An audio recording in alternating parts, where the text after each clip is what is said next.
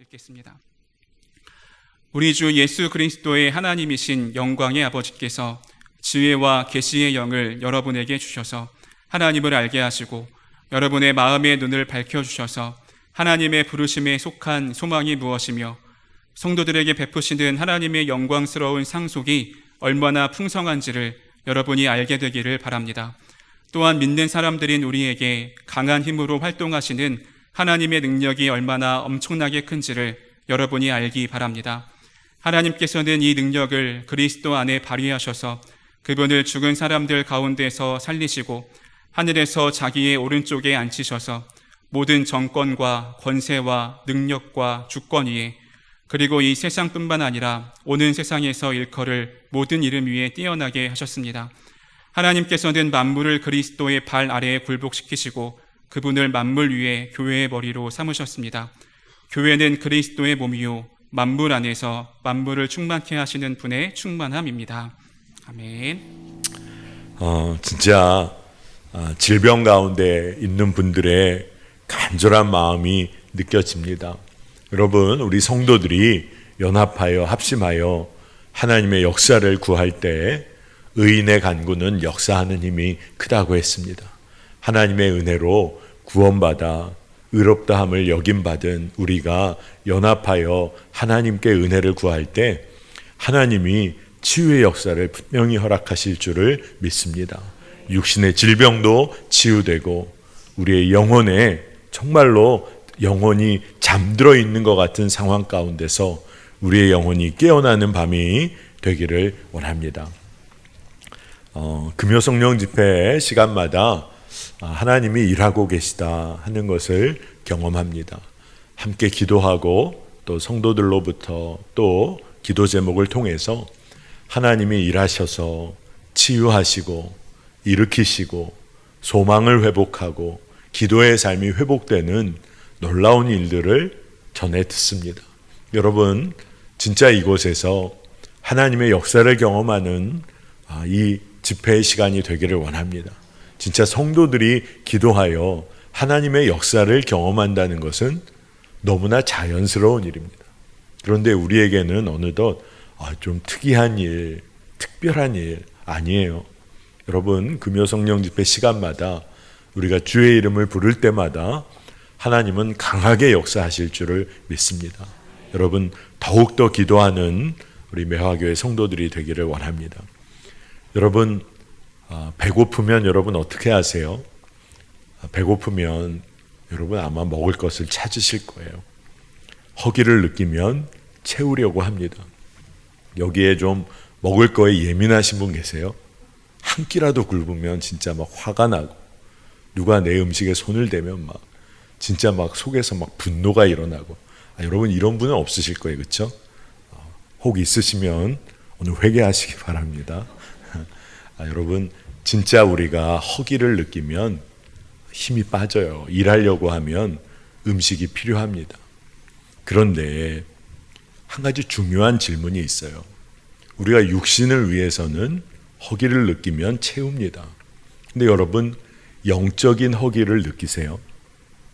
하나님을 향한 여러분 갈망이 있으세요? 그러면 여러분 영적 허기를 느낄 때 어떻게 하세요?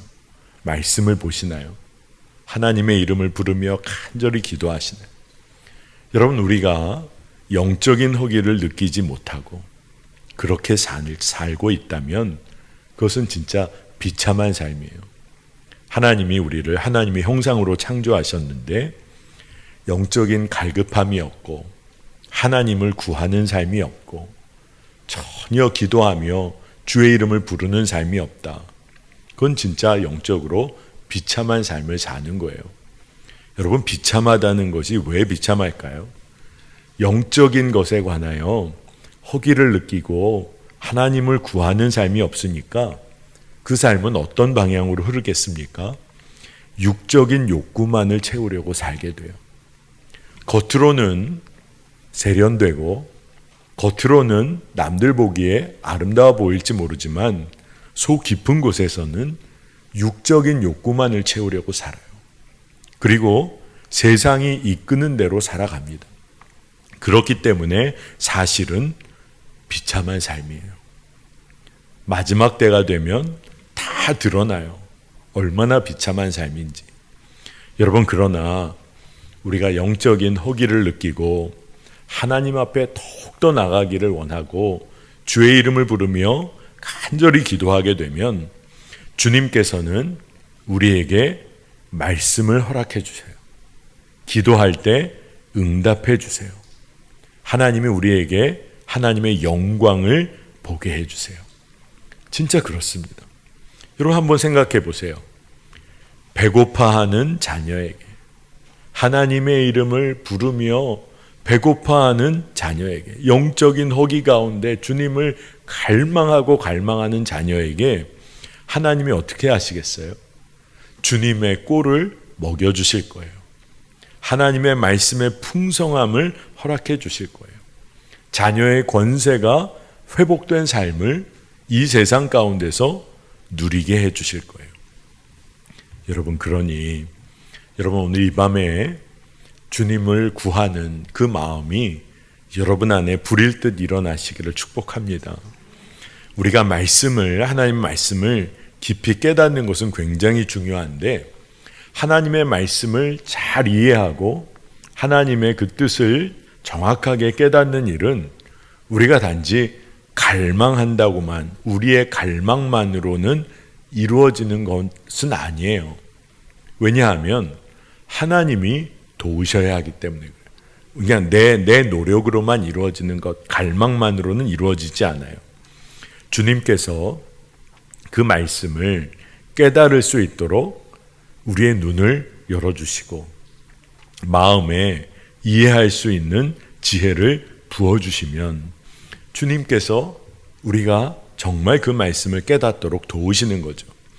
오늘 말씀에 바울은 에베소 교인들을 위해 기도하면서 지혜와 계시의 영을 우리 사랑하는 성도들에게 주시기를, 그래서 하나님을 깊이 알게 되기를 기도해요. 그리고 이어서 뭐라고 얘기하냐? 에베소서 1장 18절 19절입니다. 여러분의 마음의 눈을 밝혀주셔서 하나님의 부르심에 속한 소망이 무엇이며 성도들에게 베푸시는 하나님의 영광스러운 상속이 얼마나 풍성한지를 여러분이 알게 되기를 바랍니다.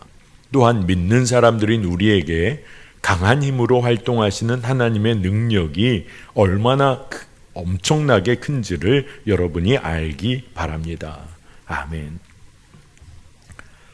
여러분, 이 말씀을 보면요, 참 놀라운 이야기가 담겨 있습니다. 우리에게 하나님께서 지혜와 계시의 영을 부어주시고 마음의 눈을 밝혀주시게 되면 어떤 일이 벌어지냐 하면 부르심에 속한 소망이 무엇인지를 알게 돼요. 하나님의 상속이 얼마나 풍성한 것인지를 깨닫게 돼요. 심지어 하나님의 능력이 얼마나 엄청나게 큰지를 알게 됩니다. 여러분, 진짜 여러분이 여러분의 부르심의 소망이 뭔지를 알고 하나님의 상속이 얼마나 풍성한지, 하나님의 능력은 얼마나 강력한지를 진짜 우리가 알고 이해하게 된다면 우리 삶에 어떤 일이 벌어질까요? 하나님을 진짜 제대로 알고 하나님의 성품을 진짜 제대로 알게 되면 어떤 일이 벌어질까요?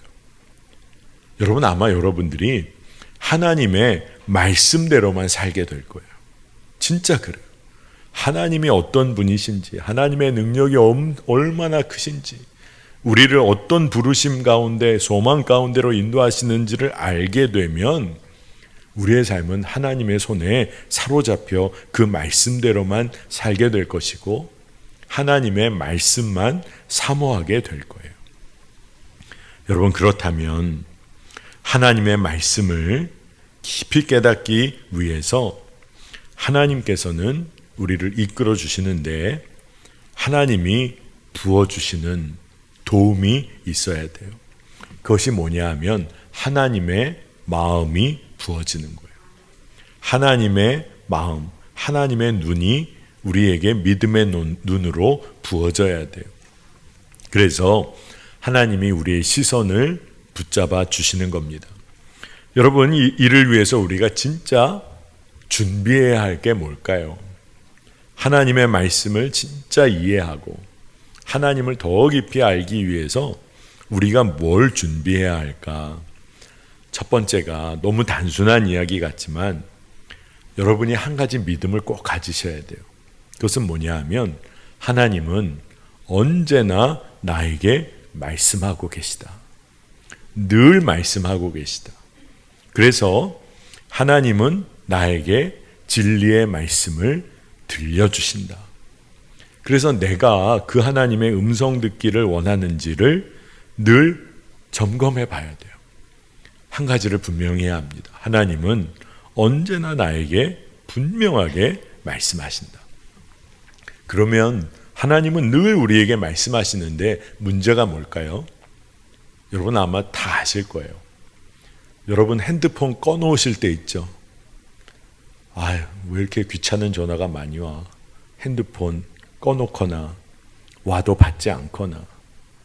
여러분, 늘 누군가가 우리에게 다가오려고 할 때 우리가 스스로 그것을 끊어낼 때가 있어요. 전화를 안 받거나 연락이 와도 내가 연락 안 하거나 분명히 어떤 이야기를 들어도 전혀 반응하지 않거나. 여러분, 그러니 하나님이 늘 우리에게 말씀하고 계시다. 이게 믿어질 때 여러분, 우리는 마음을 열어야 돼요. 하나님의 말씀 앞에 자꾸 서야 돼요. 그러면 우리 주님은 하나님의 살아계심을 드러내주세요. 우리 삶 가운데 분명히 일하심을 보여주세요. 그리고 더 놀라운 것은 성경을 우리가 읽을 때 그 성경 속에서 믿음의 사람들 앞에서 믿음의 사람들과 함께 일하시고 함께 하셨던 그 하나님이 내 삶에도 동일하게 그와 같이 일하고 계심을 경험하게 돼요. 여러분, 정말 하나님은 여러분에게 늘 말씀하고 계세요. 그 옛날에 우리 한국 땅에 찾아오셔서 자신의 삶, 또 자기 삶뿐 아니라 온 가족의 삶을 한국 복음화를 위해서 헌신하셨던 수많은 선교사님들이 계시죠. 그리고 그 선교사님들의 삶의 수많은 이야기가 있습니다. 그런데 한 가지를 늘 질문하게 돼요. 아니, 어떻게 그럴 수가 있었을까? 그 당시에 그 젊디 젊은 나이, 공부하고 꿈을 펼칠 수 있는 모든 것을 준비한 다음에 이 조선 땅, 알지도 못했던 그 먼 땅을 배를 타고 와서 이 땅에서 어떻게 그의 삶을 그렇게 헌신할 수 있었을까? 여러분, 도대체 어떻게 그럴 수가 있는 걸까요? 젊은 나이에 와서, 그리고 정말 말할 수 없이 짧은 순간을 보내고 순교했던 수많은 선교사님들, 그 선교사님들에게는 하나님께서 이 땅을 다스리시고 계시다, 이게 너무 분명히 믿어진 거죠. 온 우주 만물을 창조하시고 통치하시는 하나님의 사랑은 측량할 수 없다는 것이 당신에게, 그 선교사님에게 너무 분명히 경험된 것이죠. 그러니 그 옛날 하나님의 자녀들을 출애굽시키신 그 하나님께서 지금 나를 이끌고 계시다. 그걸 믿고, 그리고 하나님이 이끄시는 대로 선교지로 나온 거예요. 그리고 척박한 선교지에서 매일매일 그 하나님 사랑 붙잡고 그저 묵묵히 한 걸음씩 걸어간 거예요. 하나님께서 임하여서 말씀을 주시니까, 말씀해 주시니까 그 말씀 붙잡고 나아간 거예요. 여러분, 하나님이 살아계시다, 이게 내 마음 가운데 너무 분명하게 새겨지고 말씀을 통하여 확증이 되기 시작하면 여러분, 어떤 일이 일어날까요? 우리의 삶 가운데 정말 하나님 살아계시다, 하나님이 나에게 말씀해 주고 계시다. 그러면 그 살아계신 하나님과 교제가 시작되는 것이죠. 그리고 완전한 나의 부모님이 되시는 그 하나님의 음성을 듣기 시작하니까 두려울 것이 없어요. 가야 할 길이 너무 명확해져요. 그리고 하나님에 대하여 너무나 분명한 고백이, 믿음의 고백이 터져 나오게 돼 있어요. 하나님의 임재를 경험했던 아주 모든 사람들이 하는 공통된 고백이 있습니다. 그것은 뭐냐 하면 하나님이 나를 늘 위하시고 나를 돌보시고 온 땅의 통치자께서 나를 살펴주신다. 이 믿음이 너무너무 분명해지는 거예요. 하나님께서 그런 목적이 아니라면 왜 그분이 나에게 오셔서 말씀을 하시겠는가? 이게 하나님의 임재를 강력히 경험한 사람들의 공통된 고백이에요. 하나님은 나에게 오셔서 말씀하시는데 그 이유는 나를 위하시고 나를 돌보시고 나를 살피시는 온 우주를 다스리시는 통치자 하나님. 그분이 그 목적이 아니라면 나를 위해서 나에게 다가와 왜 말씀하시겠는가? 그러니까 하나님의 말씀이 들려지기 시작하면 하나님과의 관계가 깊어져요. 그리고 하나님을 더 깊이 알게 됩니다. 그러니 진짜 놀라운 사실을 알게 되는 거죠.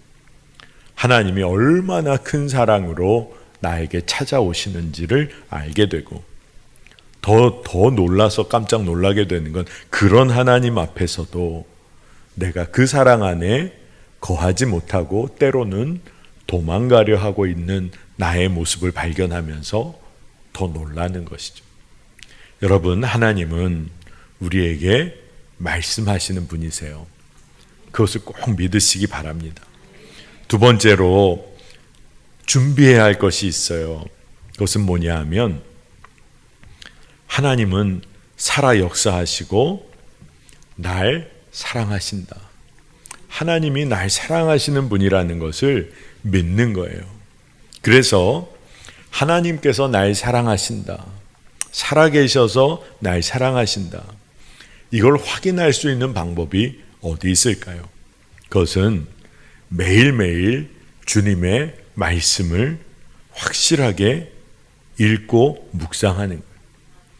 여러분, 사랑을 확인하는데 왜 말씀을 읽어야 할까? 여러분, 성경 가운데 하나님의 말씀 가운데 하나님의 마음이 담겨 있기 때문에 그래요. 하나님이 어떻게 사랑하셨는지가 다 기록되어 있어요. 하나님이 사랑으로 행하신 일 모든 것들이 다 담겨 있어요. 그리고 우리를 향한 하나님의 마음도 담겨 있어요. 그러니 진짜 놀라운 것입니다. 시편 40편 5절 말씀을 보겠습니다. 주 나의 하나님 주님께서는 놀라운 일을 많이 하시며 우리 위한 계획을 많이도 세우셨으니 아무도 주님 앞에 이것들을 열거할 수 없습니다. 내가 널리 알리고 전파하려 해도 이루 헤아릴 수도 없이 많습니다. 아멘. 하나님께서 우리를 향하여 놀라운 일을 많이도 하시고 우리를 향한 계획을 수없이도 세우셨다는 거예요. 도저히 열거할 수조차도 없다는 겁니다. 여러분, 그러니 하나님의 말씀을 읽고 묵상하면 묵상할수록 하나님이 행하신 일, 하나님의 사랑을 깨닫게 돼요. 그런데 우리가 그렇게 이야기할 때가 있습니다. 누구나 하나님의 말씀을 들을 수 있고 누구나 성경을 통해서 하나님의 사랑을 깨달을 수 있다. 이렇게 얘기를 해도 난 잘 모르겠습니다. 난 잘 모르겠습니다. 여러분, 성경을 읽을 때 우리가 초점을 가지고 말씀을 한번 읽어봐야 돼요. 성경에 어떤 것들이 담겨 있을까? 한번 여러분 거꾸로 찾아본다는 생각으로 한번 말씀을 한번 읽어보세요. 말씀 가운데는 어떤 놀라운 내용들이 담겨 있나? 하나님의 능력에 관한 말씀이 있어요. 하나님의 영광에 관한 말씀이 있어요. 하나님을 따르는 믿음의 확신에 관한 말씀이 있어요. 하나님의 위로에 관해서, 하나님이 주시는 소망에 관해서, 하나님이 구체적으로 우리의 삶을 어떻게 인도하시는지에 관해서 구원받은 자의 변화된 삶, 구원의 능력에 관해서, 그리스도를 높이는 삶에 관해서, 진리로 행하는 삶에 관해서 성경 안에 모든 것이 다 담겨 있어요. 그러니까 내가 하나님의 사랑을 잘 모르겠고 하나님의 음성을 잘 듣는 거 잘 모르겠고 그러면 사실 진지하게 물어봐야 돼요. 진정으로 성경, 주의 말씀 앞에 내가 신실하게 서 있는가를 물어봐야 돼요. 잘 모르겠어요. 잘 모르겠어요. 하나님의 음성 듣는 것도 잘 모르겠어요. 하나님의 말씀 앞에 온전히 서 있는지를 질문해 봐야 합니다. 제가 청년 목회를 오래 할 때 늘 청년들에게 요청이 들어오는 게 있어요. 전도사님들 통해서도 그렇고, 저희들 성경 연구를 좀 하고 싶습니다. 어떤 주제에 관해서 성경 그런 공부반, 성경 주제 연구반 이런 게 많아지면 좋겠습니다. 너무 좋은 얘기죠. 근데 이렇게 곰곰이 듣다 보니까 관심 있는 건 너무 많아요. 그래서 제가 농담반 진담반으로 그런 청년들을 만나면 제가 그냥 지금 생각해보면 왜 그렇게 말했을까 싶기도 합니다만 이렇게 얘기했어요. 넌 먼저 성경을 읽어라. 성경 주제 이거 궁금해요. 이거 해야 돼요. 이거 합시다. 다 좋은 얘기인데 곰곰이 들어보니까 이 친구가 성경을 모르는 것 같아요. 그래서 제가 먼저 성경부터 읽자. 성경 통독반부터 하자. 이런 얘기를 했던 기억이 나요. 여러분, 제가 왜 이런 얘기를 여러분에게 드리냐 하면 말씀 앞에 정직하게 서본 경험이 없어요. 그런데 하나님의 음성을 듣지 못한다고 해요. 하나님의 말씀 앞에 서본 경험이 거의 없어요. 근데 난 하나님의 사랑을 모르겠다고 해요. 그것처럼 안타까운 일이 없는 것입니다. 그렇다면 우리에게 말씀을 통해서 정말 깨닫고 붙잡아야 할 것은 뭘까요? 그것은 하나님이 살아계시다는 것. 하나님 살아계시다. 이게 말씀을 읽고 말씀을 통해서 변화되게 되는 굉장히 중요한 포인트입니다. 변화라는 것은 다른 게 아니에요. 하나님이 살아계신 게 믿어지기 시작하니까 하나님의 말씀을 더 사모하게 되고 그 말씀에 사로잡혀서 이끌리는 삶을 살게 돼요. 하나님이 살아계시니까. 여러분, 해야 할 일은 젊은 시절에 너무나 많죠. 그런데 해야 할 일은 많은데 문제는 그 일이 잘 안 돼요. 그러면 낙심할 때가 있죠. 해야 할 일이 많은데 해야 하는 일이 하기 싫은 일이에요. 그러면 힘들어요. 그러니까 힘든 삶을 삽니다. 그러니 어떤 경우에는 평생을 난 해야 할 일이 너무 많아. 난 해야 할 일이 많은데 그 일은 난 하기 싫어. 이런 구조 속에서 평생을 살게 되는 것은 참 안타까운 일이에요. 그래서 늘 하고 싶은 일과 해야 하는 일 사이에서 갈등하다가 넘어지고. 그런데 여러분, 해야만 하는 일이 있는데 날 사랑하는 누군가에 의해서 이끌려 해야 하는 일이라면, 해야만 하는 일이 있는데 그 일이 어느 순간부터 내가 정말 하고 싶은 일이 되어지면 삶은 달라질 거예요. 여러분, 나에게 해야 하는 일에 관해서 말씀을 해주는 분이 있는데 그분이 날 사랑하시는 분이에요. 그리고 나도 그분을 사랑해요. 사랑의 관계 속에서 해야 하는 일에 관하여 이야기를 나누기 시작하게 돼요. 여러분, 그러면 삶은 완전히 뒤바뀌어집니다. 여러분, 하나님의 말씀을 읽고 때로는 우리가 부담스럽고 도전을 받기도 해요. 근데 중요한 것을 깨닫는 거죠. 그 말씀을 주신 분이 나를 사랑하신다. 나를 너무너무 사랑하신다. 그리고 사랑으로 나에게 너 이거는 해야 돼. 이거 먹어야 건강해져. 너 이거 해야지 건강해져. 여러분, 이걸 깨닫게 되면 우리 삶은 달라져요. 세상에서는 우리에게 어떤 얘기를 자주 하냐 하면 어떻게 쉽게 살 수 있을까? 어떻게 세상에서 즐기며 살 수 있을까? 어떻게 세상에서 네 맘대로 살 수 있는지를 알려줄게. 이런 이야기를 온통 합니다. 근데 거기에 자꾸 우리 마음이 가요. 여러분, 값싼 은혜를 추구하며 사는 모습들이에요. 그리고 우리가 하나님의 말씀에 대하여 관심을 갖고 귀를 기울인다고 하면서도 때로는 하나님의 기록되어진 말씀, 성경 앞에 서기보다 하나님의 말씀에 관하여 전해주는 어떤 사람의 이야기에 관심을 가질 때가 많아요. 여러분, 하나님의 말씀에 그 앞에 한번 서야 합니다.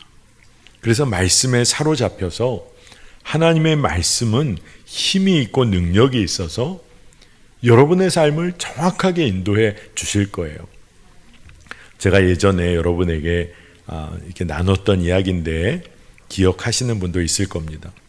제가 목회 초창기에 목회자들이 지방 모임과 같은 곳에 모이게 되면 그때마다 이렇게 짧은 특강 같은 것을 듣고 계속해서 훈련을 받았던 기억이 있어요.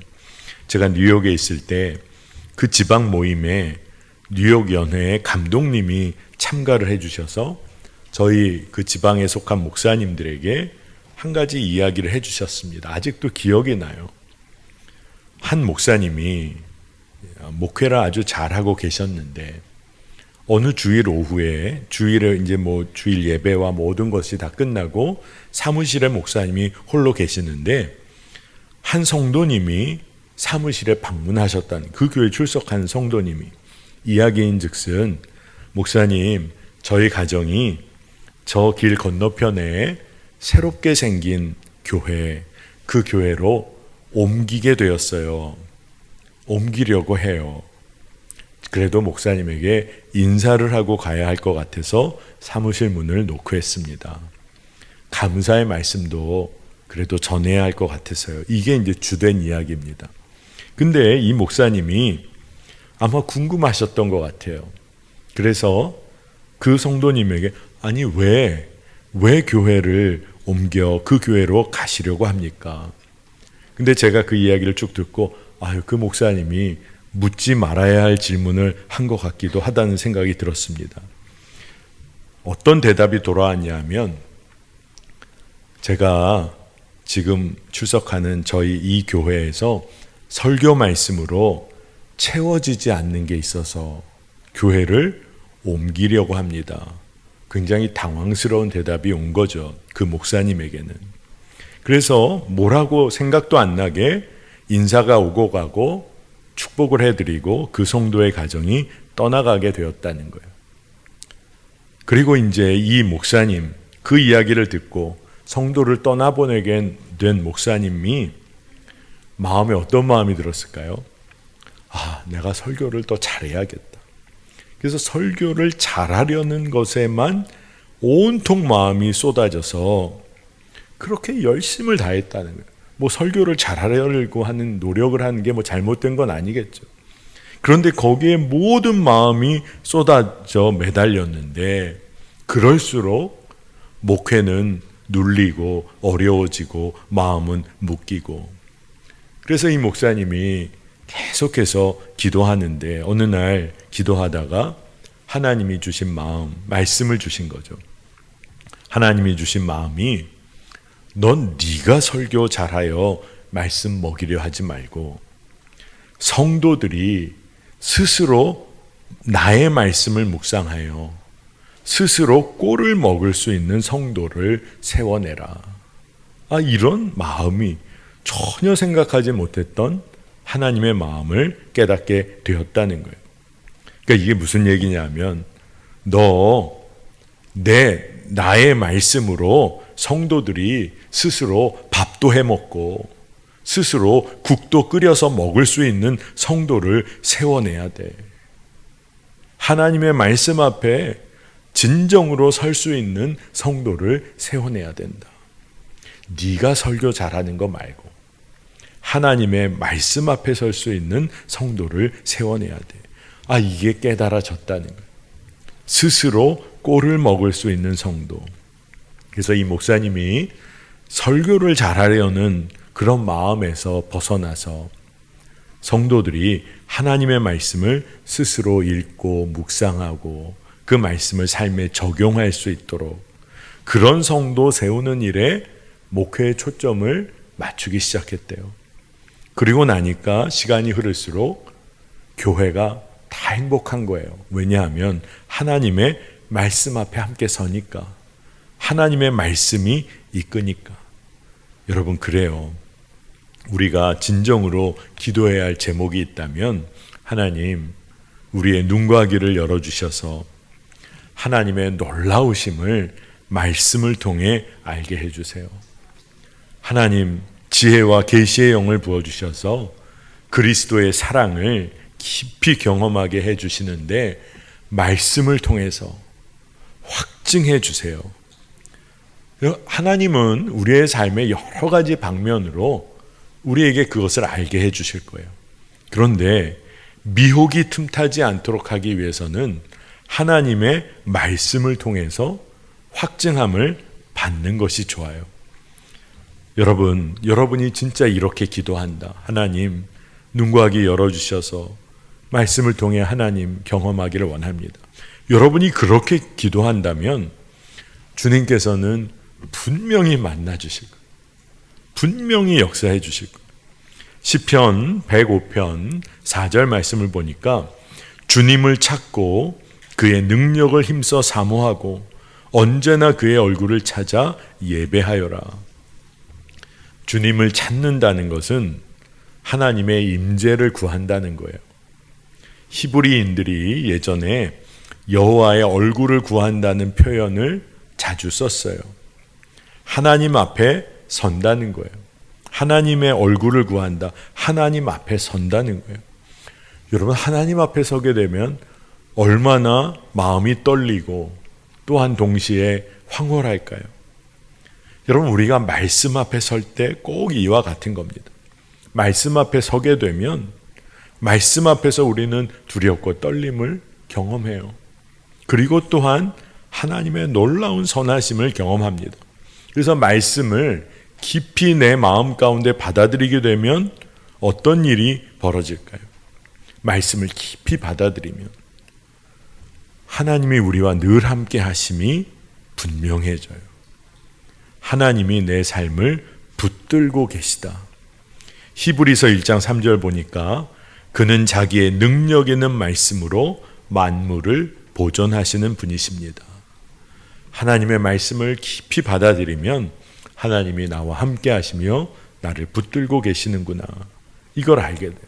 두 번째로 하나님의 말씀을 깊이 받아들이면 우리는 하나님은 약속의 하나님이시다. 언약의 하나님이시다. 이거를 분명히 깨닫게 됩니다. 마태복음 28장 20절에 내가 세상 끝날까지 항상 너희와 함께 있을 것이다. 히브리서 13장 5절에 내가 결코 너를 떠나지도 않고 버리지도 않겠다. 말씀을 읽고 마음에 깊이 받아들이면 하나님은 약속하시고 그 약속을 이루시는 하나님이시구나. 그리고 세 번째로 하나님의 말씀을 더 깊이 받아들이게 되면 결국 하나님의 사랑을 구하는 기도를 우리는 올려드리게 돼요. 하나님의 사랑을 경험하고 하나님의 사랑을 흘려보내게 돼요. 여러분이 다투고 나서 말씀 붙잡고 기도하기 시작하면 어떻게 될까요? 여러분 마음에 하나님께서 먼저 가서 너 용서를 구해.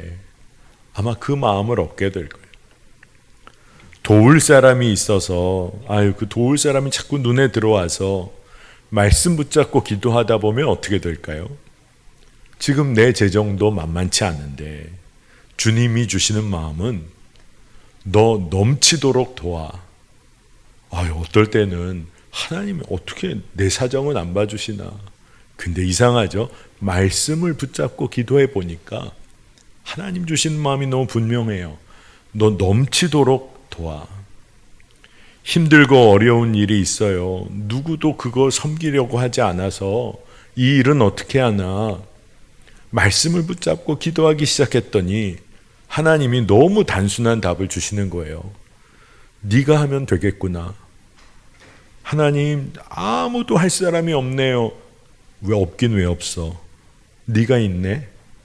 하나님 주시는 마음이에요.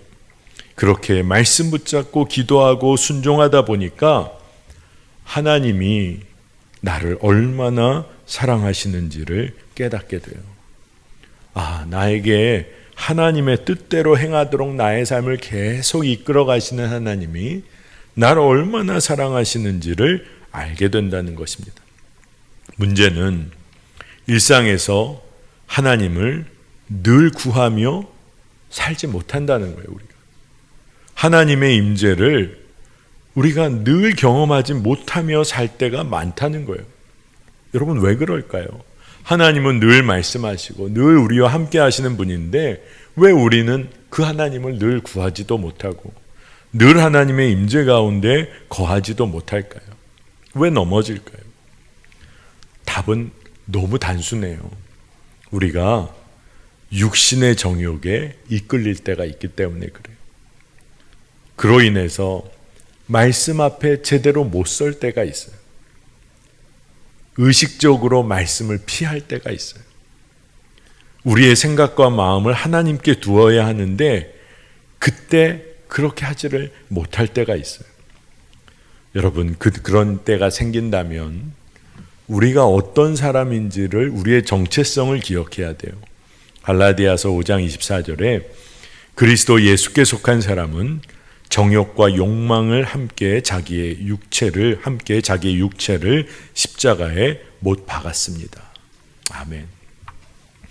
여러분, 우리 모두는 십자가에 우리의 육신의 본성을 못 박고 항상 주님을 구해야 하는 자예요. 여러분, 마음과 생각을 주님께 두려는 것은 의지적인 선택이자 행위예요. 바울이 이런 얘기를 했습니다. 데살로니가 후서 3장 5절에 주님께서 여러분의 마음을 인도하셔서 여러분이 하나님께서 사랑하시는 것과 같이 사랑하고 그리스도께서 인내하시는 것과 같이 인내하기를 바랍니다. 아멘. 이렇게 하려면 어떻게 해야 할까요? 항상 우리의 생각과 마음을 주님께 두려고 하는 우리에게 의지적인 선택을 하고 그 행위를 감당하는 거예요. 여러분, 잘 생각해 보세요. 우리가 일상 가운데 하나님을 구한다는 것은 일상을 매개로 하나님을 알아가고 보려는 의지적인 노력인데, 우리 감리교회 창시자인 존 웨슬리 목사님은 은혜의 수단, 은혜의 통로에 관해서 설교를 하셨어요. 근데 그때 그 설교에서 강조하신 게 기도, 그리고 성경을 연구하는 것, 성경 공부, 성경을 읽고 성경을 묵상하고 연구하는 것, 그리고 성만찬, 기록되어진 말씀을 통해서 하나님을 더 깊이 알려고 하는 것, 주님과의 교제인 기도를 통해서 주님을 더 깊이 알아가고 만나려고 하는 것, 또 주님과의 온전한 연합과 공동체와의 연합인 성만찬을 통해서 하나님의 깊은 사랑과 은혜를 만나려고요. 그래서 그것을 통해서 거룩한 성화의 길을 걸으려고 했어요. 여러분, 우리가 오늘 한 가지를 기억해야 돼요. 하나님은 늘 우리와 함께 하시고 늘 말씀하시고 우리를 사랑하시고 그리고 생명의 길로 이끄시는 분이세요. 근데 왜 그것을 우리가 누리지 못할까? 그때 장애물은 뭘까? 가장 큰 장애물은 교만이에요. 하나님 말씀 없어도 살 수 있을 것 같고 하나님 사랑 없어도 살 수 있을 것 같아요. 시편 10장 10편 4절입니다. 악인은 그 얼굴도 뻔뻔스럽게 벌 주는 이가 어디에 있느냐, 하나님이 어디에 있느냐고 말합니다. 그들의 생각이란 늘 이러합니다. 여러분, 악인이라고 하면 엄청난 죄를 지은 사람을 악인이라 할 것 같은데, 악인은 하나님 어디 계십니까? 아주 뻔뻔스럽게 나에게 벌 줄 수 있는 사람이 누가 있겠습니까? 하나님이 어디 계시기도 합니까? 이렇게 말하는 사람이 악인이라는 거예요. 하나님 없이도 살 수 있다고 말하는 자들이 악인이라는 거예요. 그러나 주님을 구하는 자는 겸손해요. 겸손하게 주님을 바라봅니다. 겸손한 마음으로 하나님을 찾으면 하나님은 늘 우리와 만나 주시고 말씀을 주시고 우리의 삶을 이끌어 주세요. 다윗이 그의 인생의 여러 길을 경험하면서 그가 마지막 때에 아들 솔로몬에게 간절하게 권면해요. 그의 인생의 마지막 때 유언처럼 솔로몬에게 간절히 권면합니다. 역대상 28장 9절에 나의 아들 솔로몬아, 나는 네 아버지의 하나님을 바로 알고 온전한 마음과 기쁜 마음으로 정성을 다하여 섬기도록 하여라. 주님께서는 모든 사람의 마음을 살피시고 모든 생각과 의도를 헤아리신다. 네가 그를 찾으면 너를 만나 주시겠지만 네가 그를 버리면 그도 너를 영원히 버리실 것이다. 아멘. 이 말씀 가운데 너무 중요한 것이 내가 그를 찾으면 너를 만나 주시겠지만 내가 그를 버리면 그도 너를 영원히 버리실 것이다. 여러분, 오늘 이 말씀이 참 귀한 말씀이에요. 하나님을 찾고자 하면 하나님은 만나 주세요. 하나님의 음성을 듣고자 하면 주님은 그 말씀을 들려주세요. 내가 하나님의 사랑 안에 거하고 있는지를 확증한 받기 원하면 하나님은 말씀을 통하여 그 말씀 가운데 놀라운 일들을 다 깨닫게 하여 주세요. 여러분, 하나님의 말씀 앞에 서야 해요. 하나님의 말씀에 사로잡힌 인생은 그 인생은 놀라운 삶을 삽니다. 여러분, 우리의 자녀들 하나님의 말씀 앞에 설 수 있도록만 인도하면 그 나중은 하나님이 다 책임지세요. 말씀에 이끌리는 삶을 사는 자녀의 삶이 잘 될 수밖에 없겠죠. 하나님의 선하신 뜻이 이루어질 수밖에 없을 것입니다. 제가 여러분들에게 오늘 하나님의 말씀 가운데 온전히 서자, 일상 가운데 의지적으로 하나님 의식하고 살자, 말씀에 사로잡혀 순종하는 삶을 살자, 이거 위해서 오늘 말씀을 마무리하면서 딱 3가지만 아주 간단하게 우리 일상에 한번 적용해 보자. 말씀 따라 생활 개선 프로젝트. 진짜 딱 3가지입니다. 첫 번째, 하루를 마무리할 때 아무리 피곤하고 힘들어도 그냥 쓰러져 잠자지 말고 자기 전에 짧게 하나님의 말씀 묵상, 그 말씀 붙잡고 기도하고 하루를 마무리하는 거예요. 하루를 그렇게 마무리하면 그 다음 날의 시작이 달라요. 진짜 그래요. 온갖 걱정과 염려 붙잡고 잠든 것과 하나님의 말씀으로 기도하고 하루 마무리한 인생이 다릅니다. 여러분, 저녁에 하나님의 말씀을 붙잡고 쉼을 갖고 시작하면 새날이 열려요. 진짜 그래요. 그래서 창세기에 저녁이 되고 아침이 되니 몇째 날이라. 저녁에 하나님의 말씀을 꼭 묵상하고 하루를 마무리해야 합니다. 2번째는, 그러면 하루의 시작은 어떻게 해야 될까요? 하루의 시작도 정신없이 하루 시작하는 게 아니라, 여러분, 진짜 어려운 일인데 제가 늘 강조합니다. 특히 젊은 청년들에게 강조하는데, 지금 일어나는 것보다 단 10분, 15분, 20분 그 시간을 한번 일찍 좀 여유를 가지고 시작하면 좋겠어요. 그래서 그 시간에 먼저 준비 다 하고 정신없이 출근하던 것 바로 직전 한 10분 정도를 확보할 수 있으면 그때 말씀 붙잡고 기도하고 하루를 시작해 보는 거예요. 특히 자녀들에게 꼭 이것을 가르치셨으면 좋겠어요.